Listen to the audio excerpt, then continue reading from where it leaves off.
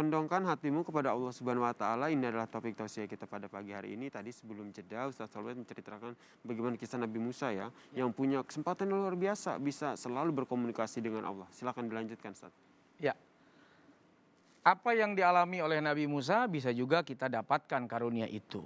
Nabi Musa itu saking mengingat Allah, dia punya kesempatan juga bicara dengan Allah. Artinya kalau udah bicara pasti ada tenang.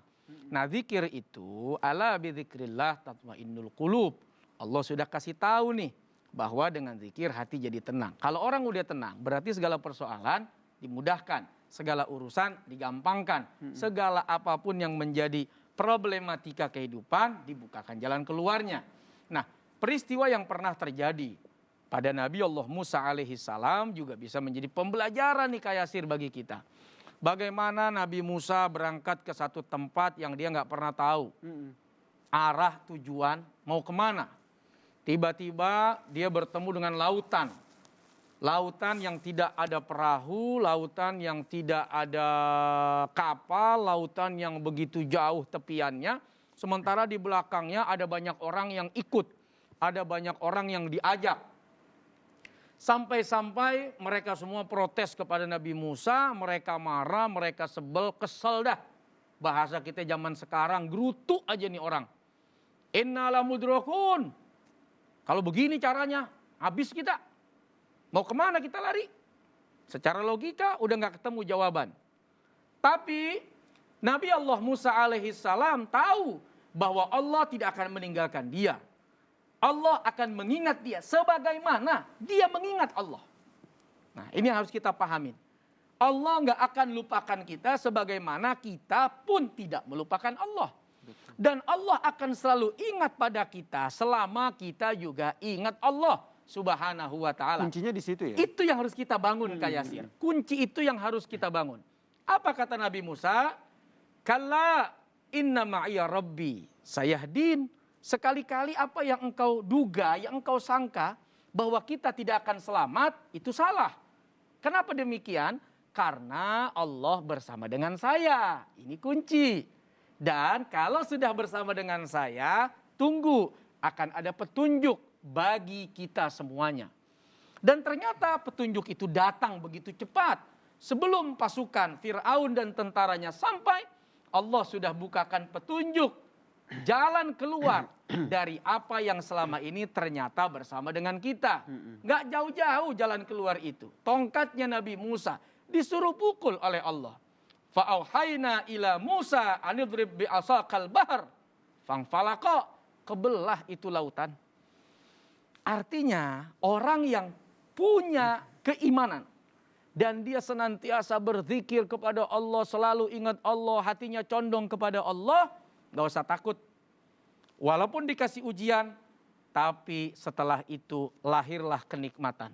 Nah itu tuh yang harus dipahami ya. Ketika hati kita sudah condong kepada Allah, apapun ujiannya pasti yakin ada nikmat di balik itu. Ya. Nah selanjutnya adalah bagaimana tuh caranya agar kita tuh bisa mencondongkan hati kita nih hanya kepada Allah Subhanahu wa ta'ala. Nah terkait pertanyaan saya ini sebelum dijawab oleh Ustadz, saya ajak dulu nih teman hati untuk melihat sebuah artikel berikut ini. Di Mas Ramadan yang disebut mirip dengan Raffi Ahmad ini mendapatkan kado ulang tahun dari Raffi dan juga Nagita. Kado istimewa tersebut berupa sepatu bola dan juga gawai teranyar berharga puluhan juta rupiah.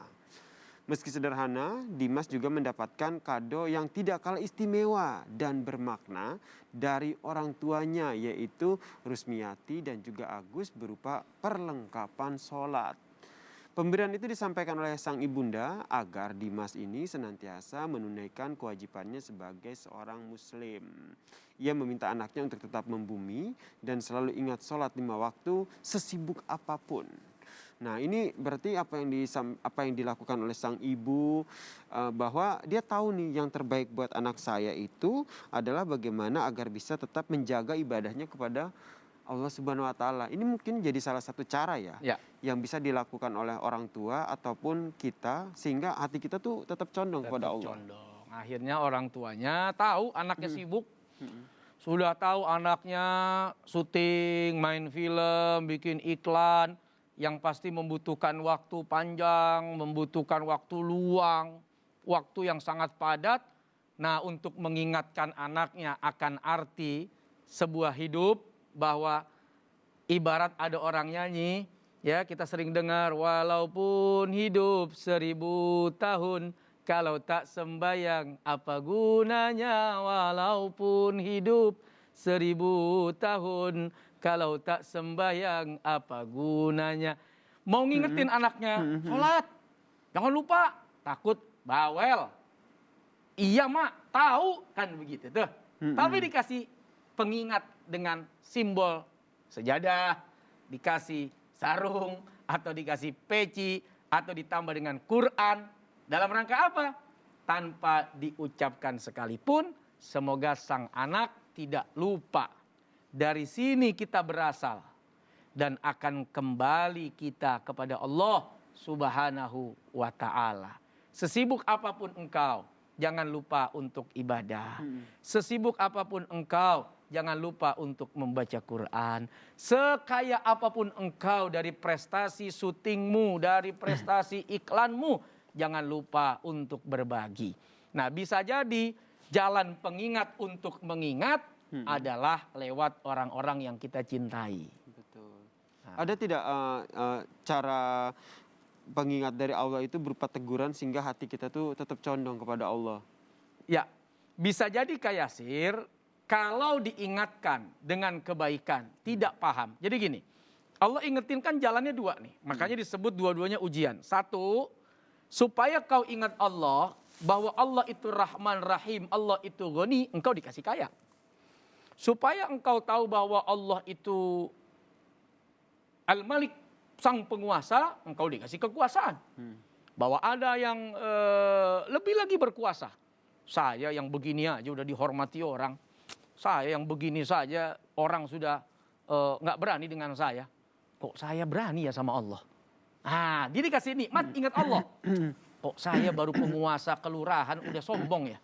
Allah penguasa dunia beserta alam dan isi-isinya masih tetap baik. Kok saya udah nggak punya kebaikan pada orang? Nah, dikasih dia nikmat oleh Allah untuk mengingat. Ada orang-orang yang begitu Kak Yasir. Jadi tidak selalu pengingat itu berupa sesuatu yang menyakitkan. Pengingat itu berupa sesuatu yang menyedihkan. Bisa jadi orang diberikan kaya, diberikan jabatan, diberikan harta berlimpah. Tujuannya untuk mengingat betapa agungnya Allah. Betapa hebat, maha besar dan maha kayanya Allah. Sehingga makin kaya, makin sujud. Itu tujuan mengingat. Betul. Nah, ada orang-orang yang diingatkan dengan kekayaan nggak paham. Tapi diingatkan dengan musibah, dengan bencana, dengan sakit, dengan kesedihan. Sehingga kesedihan, sakitnya itu banyak membuat dia ingat akan arti nikmatnya sehat, nikmatnya waktu luang. Sehingga hati dia tetap condong kepada Allah ya. Di tengah sedih dan susahnya tetap ada condong. Di tengah kaya dan nikmatnya tetap ada condong. Dua-duanya bagus di sisi Allah Subhanahu wa ta'ala. Oke, Nah. baik.